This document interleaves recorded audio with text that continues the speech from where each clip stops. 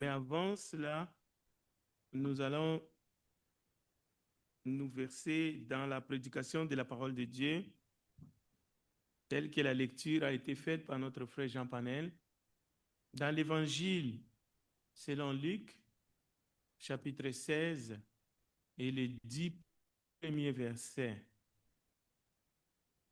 Nous accueillons l'auditoire, mais aussi ceux qui sont dans les maisons via les Zoom et ceux qui sont avec nous à travers la plateforme de YouTube.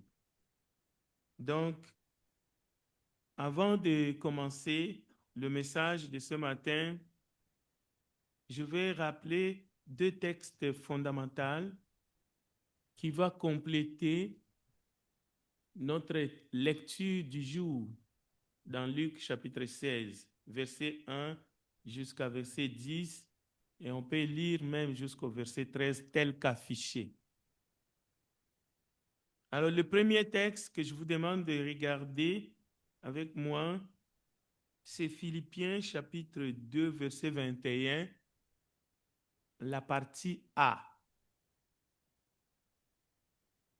Philippiens chapitre 2, verset 21 A. Il est dit ceci. Tous, en effet, cherchent leurs propres intérêts. Et le deuxième texte, toujours dans Philippiens, cette fois-ci, toujours au chapitre 2, mais on va remonter jusqu'au verset 4. Philippiens chapitre 2, le verset 4. Alors suivez la lecture. Que chacun de vous, au lieu de considérer ses propres intérêts, considère aussi ceux des autres. Alors le thème de notre message de ce matin, en conformité avec le texte principal, Luc chapitre 16, versets 1 à 10, le titre du sermon, le bon compte font de bons amis. Mais ce n'est pas tout.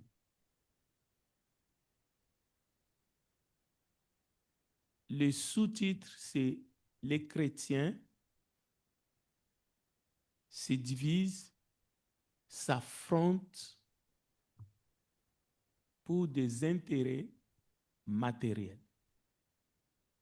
Je répète le titre. Les bons comptes, en conformité avec Luc 16, les bons comptes font de bons amis. Mais on va se concentrer sur le sous-titre. Les chrétiens dans le monde,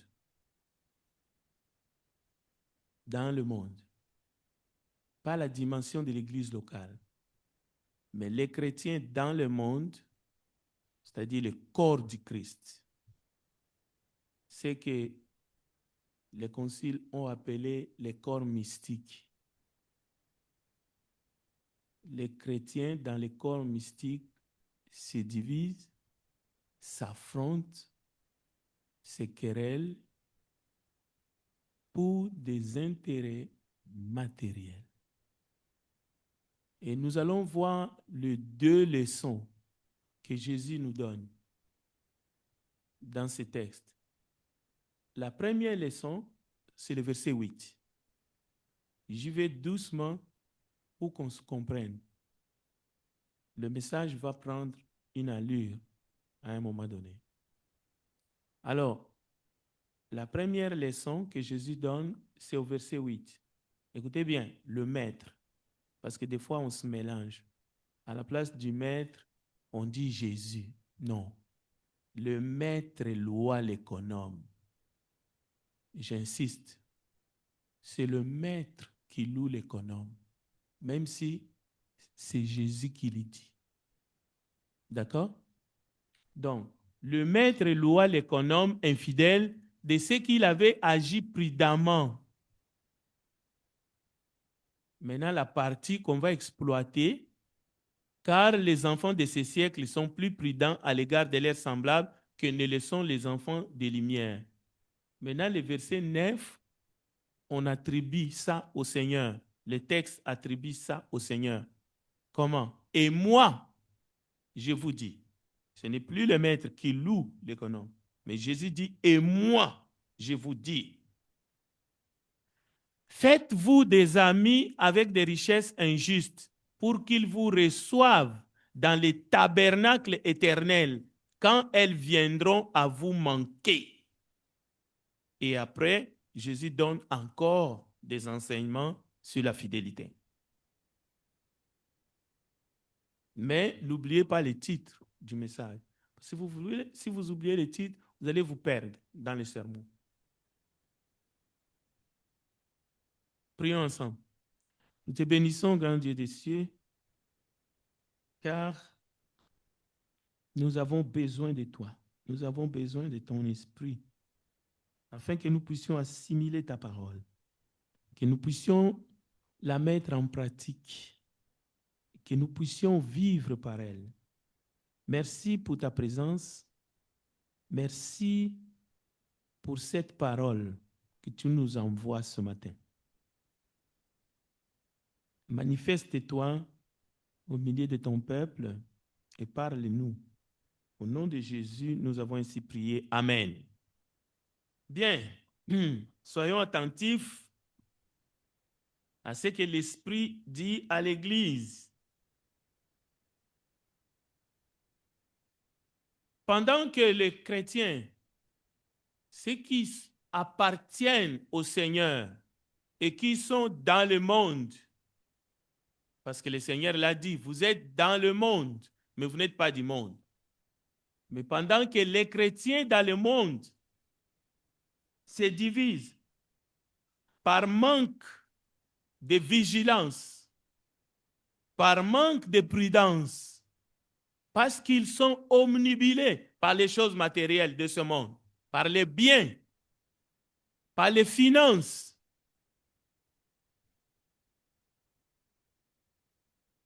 La parole du Seigneur s'adresse à chacun d'entre nous comme si nous sommes remplis de naïveté au lieu de spiritualité. Au lieu que les chrétiens dans le monde sachent qui ils sont, à qui ils appartiennent, mais ils confondent les choses. Ils se disent chrétiens. Jésus dit, le maître, le verset 8, dans le texte, Luc chapitre 16, loue cet économe par sa manière de faire, de traiter ses semblables.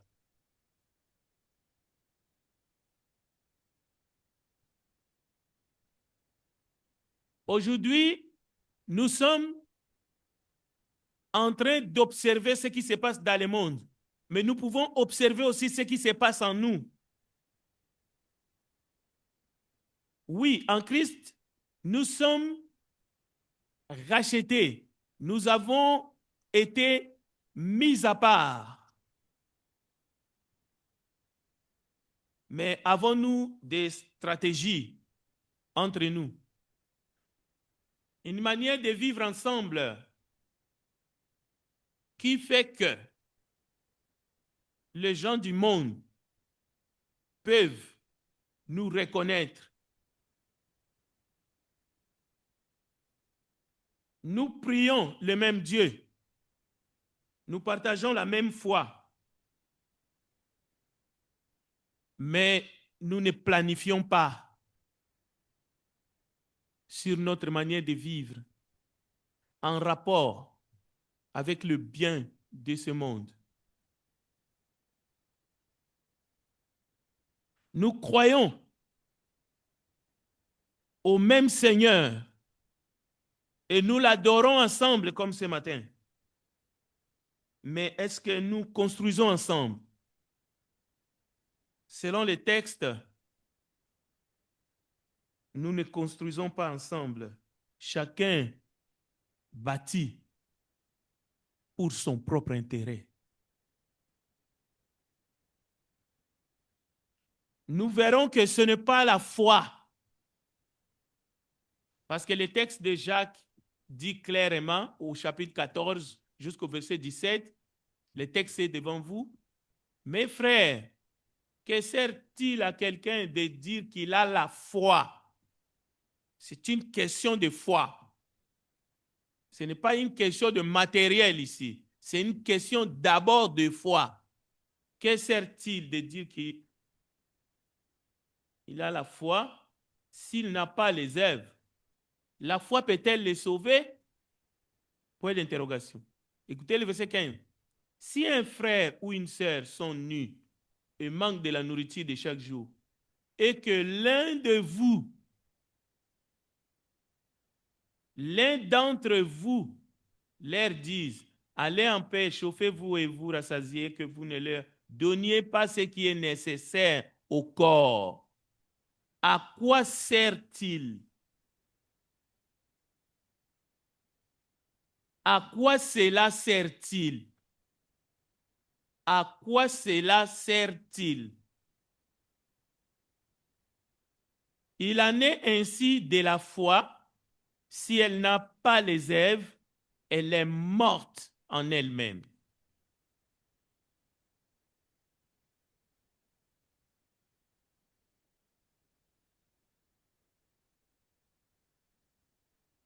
La foi en Dieu, la foi au Seigneur Jésus, ce n'est pas seulement une question de doctrine. Je connais la doctrine, mais quel est le contenu de cette doctrine? C'est ce que nous sommes en train de découvrir ensemble. Non, la foi, c'est une manière de vivre. Et Jésus dénonce dans Luc 16 que les enfants de ces siècles, ils ont une sagesse, ils ont un savoir-vivre plus que les enfants des Lumières. En d'autres termes, les enfants des Lumières, les chrétiens, c'est dire être enfant des Lumières n'est pas seulement une question de doctrine. Nous sommes ici, nous sommes venus adorer le dimanche matin, après vous sortez, vous partez. Non, ce n'est pas seulement ça. Au fait, ceux qui croient que la foi, c'est seulement une question de doctrine, ils manquent la foi. Ils n'ont pas la foi. Non. La foi, c'est aussi une manière de vivre, mais une manière de vivre qui est cohérente. Donc, nous devons être cohérents. C'est une manière de vivre organisée. Si nous ne sommes pas organisés, il n'y a pas la foi ici. Responsable. Si tu n'es pas responsable dans tout ce qui se passe ici, tu n'as pas la foi. Selon les textes, nous faisons du textuel aujourd'hui. Nous prenons la parole de Christ au mot. Mais aussi, c'est une question d'unité. Les chrétiens ne sont pas unis dans le monde. Qu'est-ce qui fait que les chrétiens ne sont pas unis dans le monde? C'est l'absence de la foi. Les chrétiens qui disent qu'ils sont dans la vérité. Pourquoi les chrétiens sont divisés? Ils s'affrontent pour des intérêts matériels. Parce que malgré qu'ils se disent chrétiens, ils n'ont pas la foi. Ils vivent selon la chair. Chacun cherche son intérêt.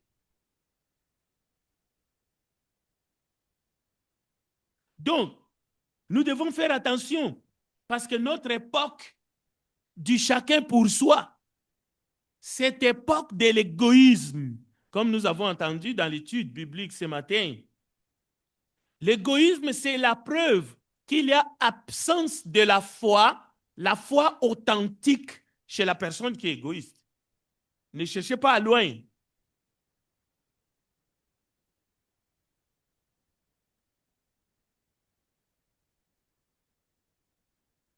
Quelqu'un qui ne connaît pas son identité ou qui vit dans les antipodes de son identité, sa vraie identité, il a perdu la foi. Vous vous souvenez, si quelqu'un ne prend pas soin des siens et de ceux de sa famille, il a renié la foi. Il est pire qu'un infidèle. Donc c'est une question de foi. Un mari qui ne s'occupe pas des siens, une femme qui ne vit que pour lui-même, c'est une égoïste. Elle n'a pas la foi en Dieu et en Jésus-Christ.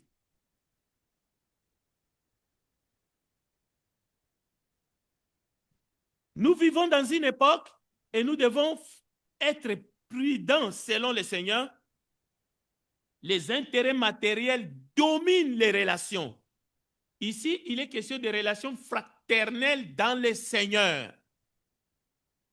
Si tes intérêts matériels, financiers, dominent sur les relations fraternelles dans le Seigneur, tu n'as pas la foi. Tu n'as pas la vraie foi. Tu as une foi bancale. Tu te trompes. Tu seras étonné au dernier jour. Aujourd'hui, les croyants se divisent. Les chrétiens se divisent dans le monde entier. Si on se compare, bon, on ne va pas se comparer avec les autres parce qu'il est écrit quelque part, ne vous comparez pas les uns les autres. Bon, on laisse tomber. Je voulais parler des autres religions. Bon, ils ne sont pas meilleurs non plus. On les voit aujourd'hui. Ils ne sont pas unis. Ils prient le même Dieu, mais quand ça va mal, chacun considère ses propres intérêts. Ils sont capables de se taper dessus. Donc, les avantages financiers, les influences, quand l'argent devient un Dieu, quand les frères et sœurs deviennent des rivaux, parfois il y a même des rivalités dans les couples, à l'intérieur du couple. Mais dans la famille, vous allez trouver dans la famille, dans la même famille, il y a des rivalités. Chacun essaye de dire que non, moi, je suis mieux que l'autre. Entre les frères, entre les sœurs, dans la même famille, parfois entre le père et les enfants, entre la mère et les enfants, entre le mari et sa femme. Rivalité sur le plan financier, matériel. Les chrétiens, les frères en Christ, deviennent des rivaux dans le monde. C'est un manque de sagesse qui détruit l'unité en Christ. Éphésiens chapitre 4. C'est une absence de vision, c'est-à-dire on ne voit pas plus loin, on ne voit pas ce qui nous unit jusque dans l'éternité.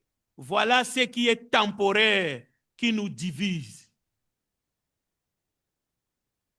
Une absence d'une gestion saine des choses que Dieu nous a données par sa grâce. Mais ces choses ne sont que des choses temporaires. Absence de stratégie collective. Mon ami, chers frères et sœurs, nous devons nous examiner. Nous devons nous examiner. Jésus prononce 2 paroles. Faites-vous des amis avec les richesses injustes. les enfants de ce siècle sont plus sages que les enfants des Lumières. Ces paroles ne sont pas des compliments au monde. Jésus ne fait pas une sorte de compliment à ceux qui ne sont pas en Christ. Non. Mais au contraire, c'est un avertissement pour les siens. Malgré l'évangile, la prédication du salut, du pardon, du royaume des cieux et de la vie éternelle, malgré les prières pour les saints, nous prions matin, midi, soir. Nous prions pour les chrétiens qui sont en Inde et qui sont persécutés. Malgré les églises locales qui sont éparpillées dans le monde entier, des divisions internes existent dans le cœur, des conflits pour des intérêts matériels. Il y a même des conflits pour des terres, des rivalités entre personnes qui partagent la même foi. Et ça va plus loin. Même dans un pays, vous allez trouver des chrétiens qui sont dressés les uns contre les autres à cause qu'ils proviennent de différentes régions.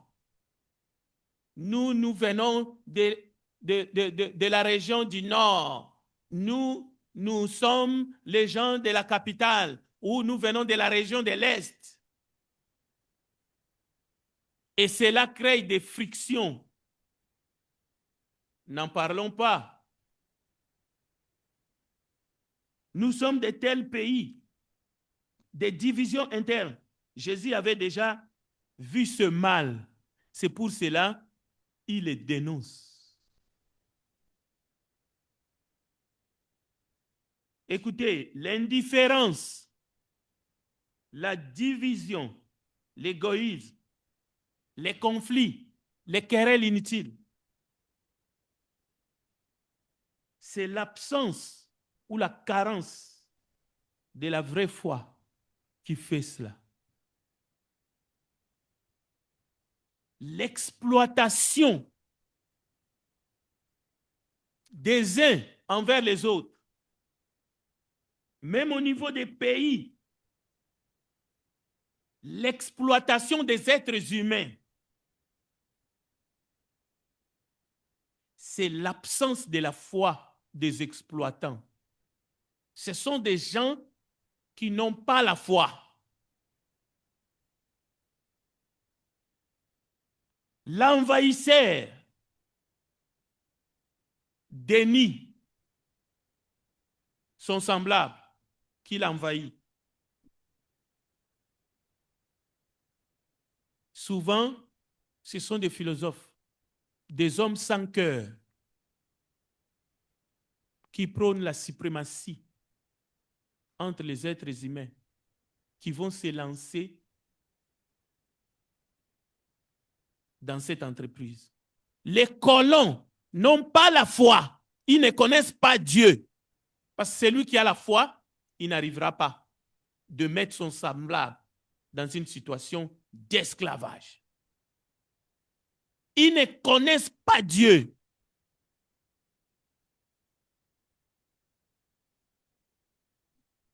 L'appel du Seigneur, c'est que partout où se trouve un chrétien, même le plus petit, le Seigneur est en train de nous dire, nous devons redevenir enfants de lumière et nous devons être sages.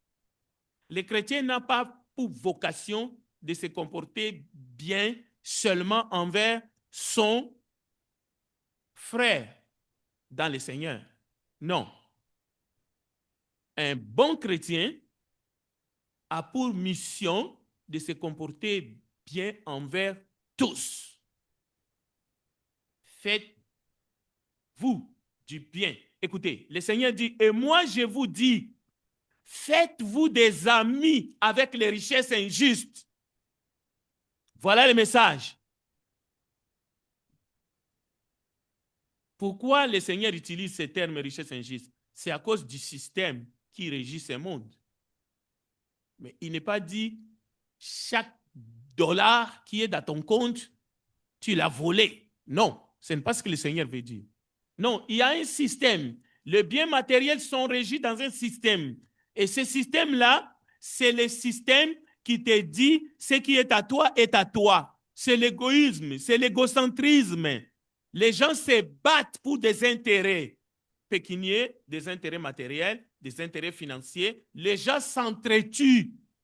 Mais toi, enfant de Dieu, Jésus te dit,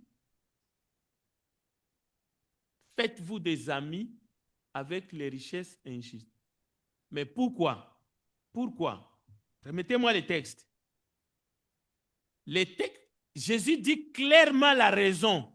Il dit, la suite du verset 9, pour qu'ils vous reçoivent dans les tabernacles éternels quand elles viendront à vous manquer. Et il faut être fidèle. Il faut être fidèle. Il faut absolument être fidèle. Maintenant, chacun doit faire son examen de conscience. Allons-nous demeurer? Allons-nous cultiver? Allons-nous justifier les divisions politiques dans les églises, les conflits pour les postes, les rivalités entre les leaders religieux, les conflits ethniques ou tribaux? Nous voyons les gens qui s'insultent, même dans les réseaux sociaux, mais ils sont chrétiens, ils se disent chrétiens. Tout cela confirme la parole de Jésus. Les enfants de ce siècle sont plus sages. Mais il y a une raison de plus dans ma conclusion. Et je vais vous les lire. Ésaïe, chapitre 56, ça va nous aider à comprendre ce qui se passe dans le monde et parfois ce qui bataille au plus profond de nous-mêmes. Et notre prière ce matin, que Dieu nous aide. Que Dieu nous aide. Que nous sortions ici.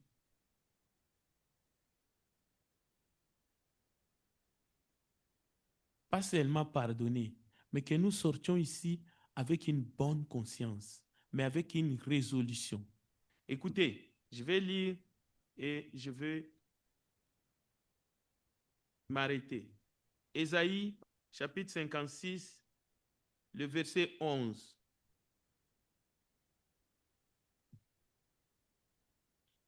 Et ce sont des chiens voraces, insatiables. Ce sont des bergers qui ne savent rien comprendre. Tous suivent leur propre voie, chacun selon son intérêt, jusqu'au dernier. Lorsque vous êtes guidé, lorsque vous vivez,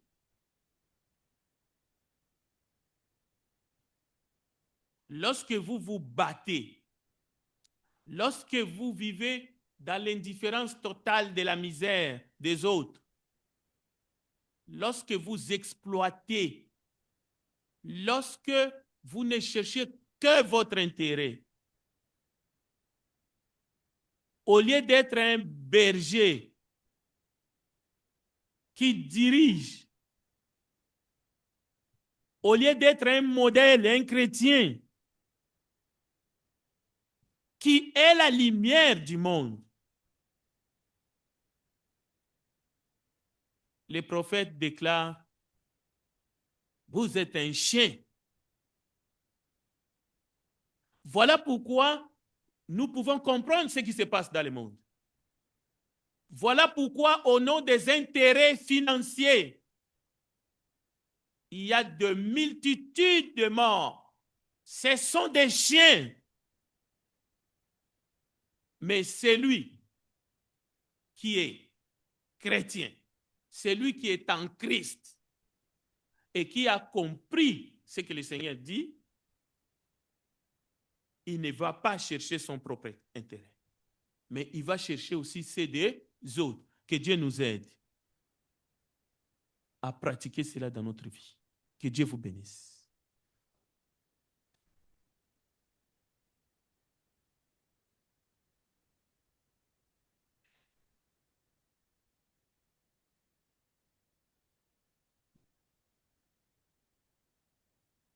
Chers frères et sœurs, nous allons chanter un chant d'appel.